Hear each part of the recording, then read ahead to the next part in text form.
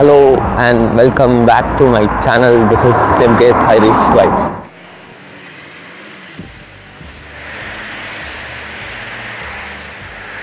So இன்னைக்கு நான் காலையிலேயே என்னுடைய ஐஆர்பி அப்பாயின்மெண்ட் முடிச்சுட்டு வந்தேன். ஐஆர்பி அப்படின்னா ஐரிஷ் ரெசிடென்ஸ் பெர்மிட்.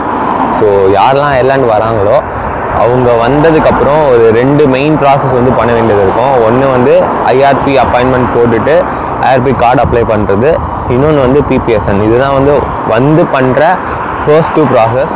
நான் எக்ஸாக்டாக சொல்லணும் அப்படின்னா ஆகஸ்ட் 30th அங்கேருந்து கிளம்பி இங்கே ஆகஸ்ட் 31st ரீச் ஆகிட்டு செப்டம்பர் 5th என்னுடைய ஐஆர்பி அப்பாயின்மெண்ட்டுக்கு ஃபர்ஸ்ட் அந்த ரெஜிஸ்ட்ரேஷன் பண்ணுறதுக்காக ஒரு மெயில் சென்ட் பண்ணேன். அந்த ரெஜிஸ்ட்ரேஷனுக்கு அவங்க 6th, அதாவது செப்டம்பர் 6th கன்ஃபர்மேஷன் கொடுத்துருந்தாங்க. அதில் என்ன சொல்லியிருந்தாங்க அப்படின்னா, we are currently processing applications from June. So ஜூனில் உள்ள அப்ளிகேஷன்ஸ் ப்ராசஸ் பண்ணுறதாகவும், நான் இப்போ மெயில் போட்டனால க்ரோனாலஜிக்கல் ஆர்டர், அதாவது யார் ஃபர்ஸ்ட்டு நம்ம மெயில் அனுப்பியிருக்கோமோ அந்த மெயில் வைஸ், அந்த டேட் வைஸு ஆர்டராக ஒவ்வொருத்தரையாக கூப்பிட்றதாகவும் அவங்க ரிப்ளை பண்ணியிருந்தாங்க. அது நெக்ஸ்ட் டே, அதுவும் ஆட்டோமேட்டிக் ரிப்ளை அந்த மாதிரி தான் இருந்தது. ஸோ எக்ஸாக்டாக அதுக்கு 4 monthsக்கு அப்புறம் Jan 2nd எக்ஸாக்டாக என்னுடைய அப்பாயின்மெண்ட் இருந்துச்சு. ஸோ நான் அப்ளை பண்ணது ஃபர்ஸ்ட், அந்த ரெஜிஸ்ட்ரேஷன் மெயில் சென்ட் பண்ணது செப்டம்பர் 5th. செப்டம்பர் 5th எக்ஸாக்டாக 4 மாதத்துக்கு அப்புறம் எனக்கு அப்பாயின்மெண்ட் கொடுத்துருந்தாங்க. ஸோ அதை தான் இன்றைக்கி காலையில் போயிட்டு ஐஆர்பிக்கு சில டாக்குமெண்ட்ஸ் எல்லாம் தேவை, அதெல்லாம் சப்மிட் பண்ணிவிட்டு இப்போது ரிட்டன் என்னுடைய அக்காமடேஷனுக்கு வந்திருக்கேன். ஸோ இந்த வீடியோவில் என்னென்ன டாக்குமெண்ட்ஸ் தேவை அண்ட் எப்படி அப்ளை பண்ணுறது அப்படின்றத டீட்டெயிலாக பார்ப்போம். வாங்க வீடியோக்குள்ளே போகலாம்.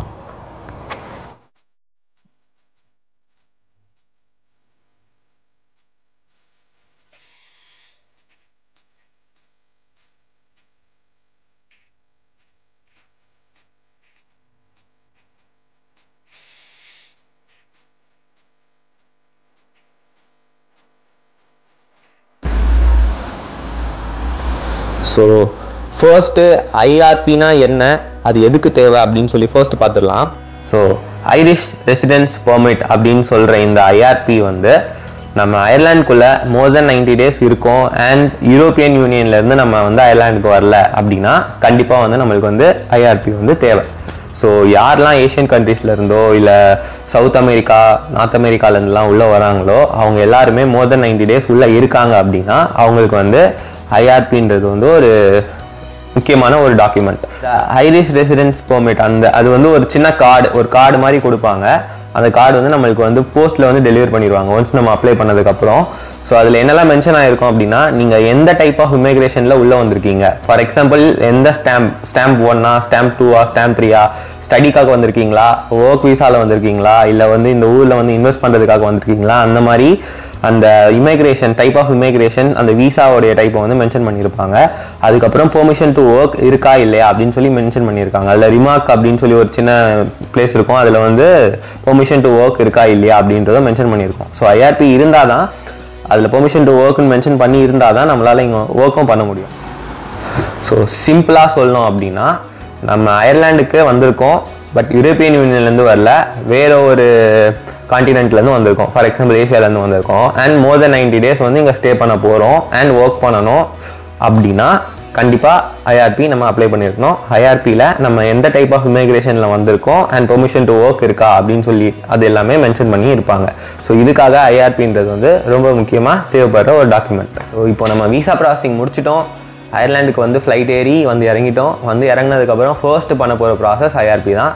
அந்த ப்ராசஸ் எப்படி பண்ணுறது அப்படின்னு இப்போ பார்க்கலாம் வாங்க. ஸோ இந்த ஐஆர்பி கார்டை ஆக்சுவலாக ஜிஎன்ஐபி கார்டு அப்படின்னும் முன்னாடி 2017 வரைக்கும் சொல்லிட்டு இருந்தாங்க. அதுக்கப்புறம் அந்த ஜிஎன்ஐபின்ற நேமை ஐஆர்பி கார்டு அப்படின்னு மாற்றிட்டாங்க. ஐஆர்பி அப்படின்னு மாறிடுச்சு. ஸோ ரெண்டுமே ஒன்று தான், அதில் எந்த ஒரு கன்ஃபியூஷனும் பண்ணிக்க வேணாம். ஸோ நீங்கள் இந்தியாவிலேருந்து அயர்லாண்டுக்கு வரும்போது இந்தியாவில் இமிக்ரேஷன் ஆஃபீஸர்ஸ், அதாவது இந்தியன் ஏர்போர்ட்டில் இருப்பாங்க, அவங்க இந்த டிபார்ச்சர் டேட்டை ஒரு ஸ்டாம்ப் பண்ணி கொடுத்துருவாங்க. ஸோ உங்கள் பாஸ்போர்ட்டில் ஃபர்ஸ்ட் சீல் இதுதான் இருக்கும். அதுக்கப்புறம் நீங்கள் அயர்லாந்து ரீச் ஆனதுக்கப்புறம் எந்த டேட் நீங்கள் ரீச் ஆகுறீங்களோ அந்த டேட்லேருந்து 3 monthsக்கு வந்து வேலிடாக இருக்கிற மாதிரி ஒரு சீல் வந்து ஐரிஷ் இமிக்ரேஷன் ஆஃபீஸர்ஸ் வந்து அடித்து கொடுப்பாங்க. அண்ட் அதே நேரத்தில் இந்த மாதிரி ஐஆர்பியை வந்து நீங்கள் அப்ளை பண்ணணும் அப்படின்னு வந்து உங்களுக்கு வந்து சொல்லிடுவாங்க. உங்கள் காலேஜ் அண்ட் உங்கள் அக்காமடேஷன் எந்த கவுண்டியில் இருக்கோ அதுக்கேற்ற மாதிரி அந்த ப்ராசஸ் அந்த ரெஜிஸ்ட்ரேஷன் ப்ராசஸ் மட்டும் வேரி ஆகும். மற்றபடி இந்த டாக்குமெண்ட்ஸ் ரிக்வயர்டு எல்லாமே சேம் தான். ஸோ நான் கார்க்கில் இருக்கேன். ஸோ கார்க்கில் எப்படி பண்ணேன் அண்ட் மற்ற கவுண்டிஸில் எப்படி பண்ணலாம் அப்படின்றதையும் நான் சொல்கிறேன் இந்த வீடியோவில். ஐஆர்பி கார்டு எப்படி அப்ளை பண்ணுறது அப்படின்னா அதுக்கு 2 ப்ராசஸ் தான். ஃபர்ஸ்ட்டு அப்பாயின்மெண்ட் போடணும், அதாவது ரெஜிஸ்ட்ரேஷன் இல்லைனா அப்பாயின்மெண்ட் புக்கிங்கு. அப்பாயின்மெண்ட் போட்டதுக்கப்புறம் உங்களுக்கு இமீடியேட்டாகவும் அப்பாயின்மெண்ட் டேட் தெரிஞ்சிடும், இல்லைனா கொஞ்சம் நாள் வெயிட் பண்ணதுக்கப்புறம் அவங்க மெயிலில் சென்ட் பண்ணாங்கன்னா அப்போவும் தெரியும். ஸோ அந்த டேட் தெரிஞ்சதுக்கப்புறம் அந்த பிளேஸ்க்கு போய் டாக்குமெண்ட் சப்மிட் பண்ணி கார்டு டேரெக்டாக அப்ளை பண்ணிவிட்டு வந்துடும். So 2 process. First appointment book பண்ணுவோம், செகண்டு அப்பாயின்மெண்ட் புக் பண்ண டேட்டுக்கு அங்கே போயிட்டு டாக்குமெண்ட் சப்மிட் பண்ணிவிட்டு வந்துடும். So 2 process.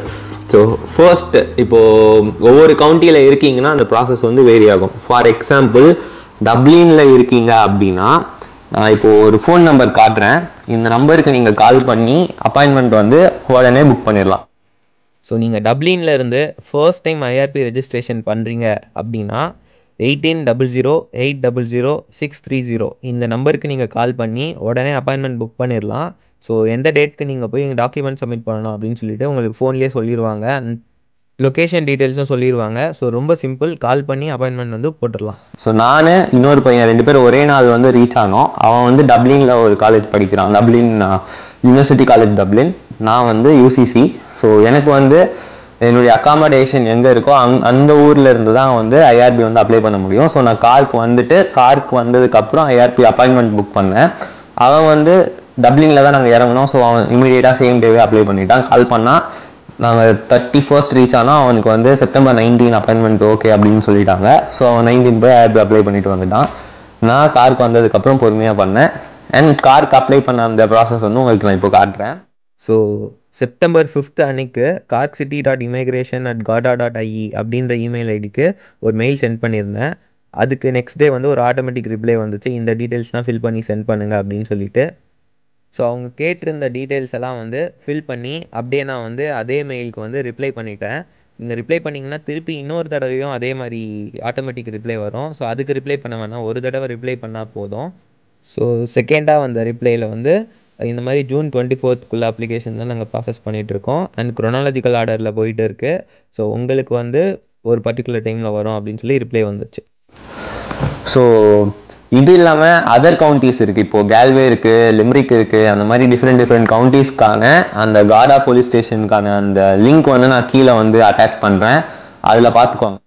ஸோ அந்த லிங்க் உள்ள போனீங்கன்னா எல்லா கவுண்டிஸ்க்கான காடா ஸ்டேஷனோட இமெயில் ஐடி இருக்குது. ஸோ உங்கள் கவுண்டி எதுவோ அந்த கவுண்டிக்கு வந்து உங்கள் நேமு, பாஸ்போர்ட் நம்பரு, அந்த டீட்டெயில்ஸ் இந்த மாதிரி நான் ஐஆர்பி அப்ளை பண்ணுறேன் அப்படின்னு சொல்லிட்டு ஒரு மெயில் சென்ட் பண்ணிங்கன்னா ஆட்டோமேட்டிக் ரிப்ளை வரும்.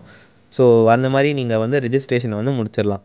ஸோ எனக்கு ரெஜிஸ்ட்ரேஷன் முடிஞ்சதுக்கப்புறம் ஒரு 3 monthsக்கு அப்புறம் எக்ஸாக்டாக டிசம்பரில் வந்து இந்த மாதிரி உங்களுக்கு அப்பாயின்மெண்ட் வந்து Jan 2 வந்து கொடுத்துருக்கோம் அப்படின்னு சொல்லி ஒரு ரிப்ளை வந்துச்சு. அண்ட் என்னென்ன டாக்குமெண்ட்ஸ் எடுத்துகிட்டு போகணும் அப்படின்னு சொல்லிட்டோம், அந்த ரூல்ஸ் எல்லாம் வச்சோம் ஒரு இமெயில் வந்து டீட்டெயில்டாக சென்ட் பண்ணியிருந்தாங்க. ஸோ அப்பாயின்மெண்ட் வந்து Jan 2 அப்படின்னு சொல்லிட்டாங்க.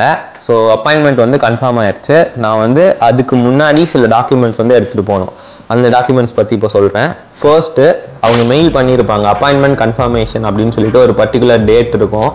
அந்த இமெயிலை வந்து சேவ் பண்ணி வச்சுக்கோங்க. சேவ் பண்ணிங்கன்னா உங்கள் இமெயிலில் மார்க் பண்ணி வச்சுக்கலாம், இல்லைனா நீங்கள் பிரிண்ட் கூட எடுத்து வச்சுக்கோங்க. ஸோ ஃபர்ஸ்ட் உள்ளே போகும்போது உங்களுடைய அப்பாயின்மெண்ட்டை வந்து செக் பண்ணிவிட்டு அவங்க ஒரு லிஸ்ட் வச்சுருப்பாங்க, அதில் அந்த நேமை பார்த்து டிக் பண்ணிடுவாங்க. இது ஃபர்ஸ்ட்டு. ஸோ அது இல்லாமல் பாஸ்போர்ட் எடுத்துகிட்டு போகணும். ஸோ நம்மளுடைய பாஸ்போர்ட் அப்படின்றது ரொம்ப முக்கியமான டாக்குமெண்ட் அப்பாயின்மெண்ட் அப்போது. ஸோ அதை வந்து மறக்காமல் எடுத்துகிட்டு போயிருங்க. ஸோ பாஸ்போர்ட்டுக்கு அப்புறம் செகண்ட் டாக்குமெண்ட் என்ன அப்படின்னா ஸ்டூடெண்ட் இன்சூரன்ஸ். ஸோ நம்ம விசா ப்ராசஸிங் அப்போவே இன்சூரன்ஸ் வந்து பே பண்ணி வாங்கி வச்சுருப்போம், அந்த இன்சூரன்ஸ்க்கான ஒரு காப்பி எடுத்துக்கணும். இது செகண்ட் டாக்குமெண்ட். தேர்ட் டாக்குமெண்ட் என்ன அப்படின்னா நீங்கள் அயர்லாண்டில் எந்த இடத்துல ஸ்டே பண்ணியிருக்கீங்களோ அந்த பிளேஸ்க்கான ரெண்டல் அக்ரிமெண்ட்டு, இல்லை யூட்டிலிட்டி பில்லு, இல்லைனா உங்கள் பேங்க் ஸ்டேட்மெண்ட்டில் அட்ரஸ் மென்ஷன் பண்ணியிருக்கிற மாதிரி ஒரு காப்பி. ஸோ அட்ரஸ் ப்ரூஃப்க்கு ஒரு டாக்குமெண்ட், அதுக்கு இந்த டாக்குமெண்ட்டில் ஏதாச்சும் ஒன்று வந்து அட்ரஸ் ப்ரூஃப்க்கு எடுத்துக்கணும்.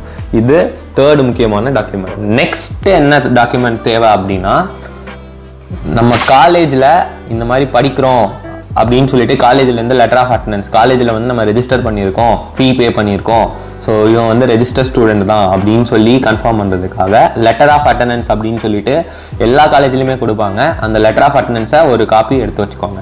இது 4th document. So IRB appointment போகிறதுக்கு முன்னாடி ஒரு ஃபார்ம் வந்து டவுன்லோட் பண்ணி வச்சுக்க வேண்டியது இருக்கும், ஐஆர்பி ஃபார்ம் அப்படின்னு சொல்லிட்டு. அந்த ஃபார்மோடைய லிங்க் வந்து நான் கீழே அப்லோட் பண்ணி வைக்கிறேன். அந்த ஐஆர்பி ஃபார்மை பிரிண்ட் அவுட் எடுத்துகிட்டு அதில் உங்கள் டீட்டெயில்ஸ் எல்லாம் ஃபில் பண்ணிவிட்டு அதையும் எடுத்து வச்சுக்கணும். இது 5th டாக்குமெண்ட். ஸோ நெக்ஸ்ட்டு என்ன டாக்குமெண்ட் அப்படின்னா காலேஜ் ஐடி கார்டு. ஸோ நம்ம காலேஜுக்கு போகும்போதே அந்த ஐடி கார்டு கொடுத்துருவாங்க, அதோட ஒரிஜினல் காப்பியை வந்து எடுத்துக்கோங்க. அதுவுமே ஐஆர்பி அப்பாயின்மெண்ட் அப்போ கேட்பாங்க, எனக்கும் கேட்டாங்க. ஸோ அந்த ஒரிஜினல் கார்டு எடுத்துக்கிட்டா போதும், ஜெராக்ஸ் காப்பி தேவையில்லை, ஒரிஜினல் எடுத்துக்கோங்க. Next college offer letter. So நம்ம காலேஜ் அப்ளை பண்ண அந்த டைமில் நம்மளுக்கு ஆஃபர் லெட்டர் வந்திருக்கும், அதை நம்ம விசா ப்ராசஸிங்க்குமே யூஸ் பண்ணியிருப்போம். அந்த ஆஃபர் லெட்டருமே ஒரு ரிக்வயர்ட் டாக்குமெண்ட். ஸோ அதையும் எடுத்துக்கோங்க. அது உங்களுடைய 7th டாக்குமெண்ட். ஸோ பிபிஎஸ்என் கார்டு அதுவுமே ஒரு டாக்குமெண்ட்டு, பட் மேண்டேட்ரி கிடையாது. உங்ககிட்ட இருந்துச்சுன்னா எடுத்துகிட்டு போகலாம், இல்லைன்னா தேவையில்லை. பிபிஎஸ்என் கார்டு எப்படி அப்ளை பண்ணுறது அண்ட் அது எதுக்காக தேவை அப்படின்றத நெக்ஸ்ட் வீடியோவில் சொல்கிறேன். ஸோ அந்த பிபிஎஸ்என் கார்டு வந்து 20 டேஸில் கிடச்சிரும். அது உங்ககிட்ட இருந்துச்சுன்னா அதையும் எடுத்துக்கோங்க. Next the last and final ரொம்ப முக்கியமான விஷயம், நம்ம வந்து ஐஆர்பி அப்பாயின்மெண்ட் அப்போ 300 euros வந்து பே பண்ணுவோம். அந்த பேமெண்ட்டுக்கு வந்து ஒரு கிரெடிட் ஆர் டெபிட் கார்டு வந்து எடுத்துகிட்டு போனோம். நான் போன அன்னைக்கு வந்து பக்கத்தில் இருந்த ஒரு பையன் வந்து அந்த கார்டை எடுத்துகிட்டு வர மறந்துட்டான். ஸோ பேமெண்ட் வந்து அவனால் பண்ண முடியல, திரும்பி போய் ரிட்டர்ன் போய் இன்னொரு முறை வர மாதிரி சொல்லியிருந்தாங்க அவனுக்கு. ஸோ பேமெண்ட்டுக்கு டெபிட் ஆர் கிரெடிட் கார்டை மறக்காமல் எடுத்துகிட்டு போயிருங்க. அவங்க வந்து கேஷ் அக்செப்ட் பண்ண மாட்டாங்க, இதுதான். அண்ட் இன்னும் சில ப்ராப்ளம்ஸ்லாம் இருந்துச்சு. ஸோ எங்கள் இதில் மொத்தம் 3 கவுண்டர் இருந்தது. 3 கவுண்டரில் வந்து ஒவ்வொருத்தருக்கு அந்த ஃபார்ம்லாம் வாங்கி வெரிஃபை பண்ணிட்டு இருந்தாங்க. ஸோ நான் வந்து இங்கே வந்ததுக்கப்புறம் அயர்லாண்டில் வந்து ஒரு பேங்க் அக்கௌண்ட் ஓப்பன் பண்ணி அந்த கார்டை எடுத்துகிட்டு போயிருந்தேன். என் பக்கத்தில் வந்து ஒருத்தன் வந்து சைனீஸ் பையன் வந்து அவங்க சைனாவிலேருந்து ஏதோ ஒரு கார்டு, அவங்க ஊர் பேங்க் அக்கௌண்ட் வச்சுருந்தான். அந்த கார்டு வந்து சப்போர்ட் ஆகலாம் அவங்க அந்த இடத்துல. ஸோ பெட்டர் இந்த ஊர் கார்டு எடுத்துகிட்டு போனீங்கன்னா எந்த ஒரு ப்ராப்ளமும் இல்லாமல் இருக்கும். ஸோ அந்த பையனுக்கு அக்செப்ட் ஆகலை. 2 கார்டே ட்ரை பண்ணால் அக்செப்ட் ஆகலை. பட் நல்ல வேலை அவன் வந்து ஐரிஷ் பேங்க் அக்கௌண்ட்டும் வச்சுருந்தான். ஸோ அதில் வந்து அந்த கார்டு யூஸ் பண்ணும்போது சப்போர்ட் ஆகிடுச்சு. இன்னொரு பையன் கார்டு எடுத்துகிட்டு வரவே மறந்துருந்தான். ஸோ கார்டை எடுத்துகிட்டு போக வந்து மறந்துடாதீங்க, கார்டும் ரொம்ப முக்கியம் பேமெண்ட்டுக்கு. ஸோ அவ்வளோதான். இந்த எல்லாத்தையுமே இப்போ நான் சொன்ன அந்த 7 டாக்குமெண்ட்டு ப்ளஸ் இந்த பேமெண்ட்கான கார்டு, இது எல்லாத்தையுமே மறக்காமல் எடுத்துகிட்டு போயிருங்க. இதில் எல்லாத்தையுமே நீங்கள் அவங்ககிட்ட கொடுப்பீங்க. லெட்டர் ஆஃப் அட்டண்டன்ஸை மட்டும் அவங்க எடுத்துப்பாங்க. உங்கள் பாஸ்போர்ட்டில் வந்து ஒரு சின்ன சீல் மட்டும் போட்டுட்டு அதுக்கப்புறம் உங்களுக்கு வந்து ஒரு 2 வீக்ஸ்லேருந்து 3 வீக்ஸில் ஐஆர்பி கார்டு வந்து நீங்கள் கொடுத்த அந்த அட்ரஸ்க்கு வந்து போஸ்ட் பண்ணிடுவாங்க அப்படின்னு சொல்லி உங்களை அனுப்பிடுவாங்க. ஸோ அவ்வளோதான், ரொம்ப சிம்பிளான ப்ராசஸ். ஸோ எனக்கு வந்து Jan 2 மார்னிங் 9:30க்கு அப்பாயின்மெண்ட் கொடுத்துருந்தாங்க. ஸோ கரெக்டாக அவங்க சொன்ன லொக்கேஷனுக்கு வந்து போயிட்டு என்னுடைய டாக்குமெண்ட்ஸ் எல்லாத்தையுமே எடுத்துகிட்டு போயிட்டேன். எக்ஸாக்டாக ஒரு 15 மினிட்ஸ் அவ்வளோதான் ஆச்சு. அவங்க சொன்ன டைமுக்கு ஒரு 5 மினிட்ஸ் முன்னாடி போயிட்டேன். கரெக்டாக என்னுடைய டைமுக்குள்ளே போகும்போது ஒரு 2 பேர் இன்னும் க்யூவில் இருந்தாங்க, அவ்வளோதான். ஸோ போயிட்டு டாக்குமெண்ட்ஸ் அவங்க கேட்டு டாக்குமெண்ட்ஸ்லாம் சப்மிட் பண்ணிவிட்டு அப்புறம் அப்படியே பொறுமையாக வந்துட்டேன். ரொம்ப சிம்பிள், வெறும் 15 நிமிஷம் அவ்வளோதான் மேக்ஸிமம் ஆச்சு, அதுக்கு மேலெலாம் இல்லை. ஸோ ரொம்ப சிம்பிளாக சொல்லணும் அப்படின்னா அயர்லாண்டுக்கு நீங்கள் வந்ததுக்கப்புறம் நீங்கள் எந்த கவுண்டியில் இருக்கீங்களோ நியர்பை கார்டா ஸ்டேஷனில் நீங்கள் ஃபர்ஸ்ட் அப்பாயின்மெண்ட் போடணும். டப்ளினில் அப்படின்னா ஃபோன் நம்பர் நான் கொடுத்துருங்க, அந்த ஃபோன் நம்பருக்கு கால் பண்ணுங்கள். இல்லை நீங்கள் வந்து கார்க்கில் இருக்கீங்க, இல்லை லிமரிக்கில் இருக்கீங்க, கால்வே இருக்கீங்கன்னா அதுக்கான மெயில் ஐடியும் இருக்குது. அந்த மெயில் ஐடிக்கு வந்து நீங்கள் ஃபர்ஸ்ட்டு உங்களை name, date of birth and passport நம்பரை வந்து மெயில் பண்ணிங்க அப்படின்னா ஒரு ரிப்ளை வரும். அதுக்கப்புறம் உங்களுக்கு அப்பாயின்மெண்ட் டேட் வந்து கொடுப்பாங்க. அப்பாயின்மெண்ட் டேட் அப்போது நான் சொன்ன அந்த 7 டாக்குமெண்ட், உங்களுடைய passport, college ID, letter of attendance from college, insurance, IRP form, அதுக்கப்புறம் பிபிஎஸ்என் கார்டு, பேமெண்ட்கான அந்த கிரெடிட் ஆர் டெபிட் கார்டு, இதெல்லாம் வந்து நீங்கள் எடுத்துகிட்டு போயிருக்கணும். எடுத்துகிட்டு போனதுக்கப்புறம் இந்த டாக்குமெண்ட்ஸ்லாம் அவங்க வெரிஃபை பண்ணி ஒரு சீல் உங்கள் பாஸ்போர்ட்டில் அடிச்சுட்டு உங்களுக்கு வந்து 2 to 3 வீக்ஸில் வந்து வீட்டுக்கு வந்து ஐஆர்பி கார்டு வந்துடும் அப்படின்னு சொல்லிடுவாங்க. ஸோ ரொம்ப சிம்பிளான ப்ராசஸ் தான், ரொம்ப சிம்பிள். இந்த வீடியோ இதோட முடியுது. நெக்ஸ்ட் வீடியோவில் பிபிஎஸ்என் கார்டு எப்படி அப்ளை பண்ணுறது அப்படின்னு சொல்லி பார்ப்போம். பிபிஎஸ்என் கார்டு வந்து ஆக்சுவலாக நீங்கள் அகாமடேஷன் வந்து அயர்லாண்டில் போட்டிருந்தீங்க அப்படின்னா இந்தியாவிலேருந்தே நீங்கள் பிபிஎஸ்என் அப்ளை பண்ணிவிட்டு டேரெக்டாக இங்கே வந்துடலாம். ஸோ அது ரொம்ப சிம்பிளான ப்ராசஸ் தான். அதை நெக்ஸ்ட் வீடியோவில் சொல்கிறேன். அது வரைக்கும் பாய், நெக்ஸ்ட் வீடியோவில் பார்ப்போம்.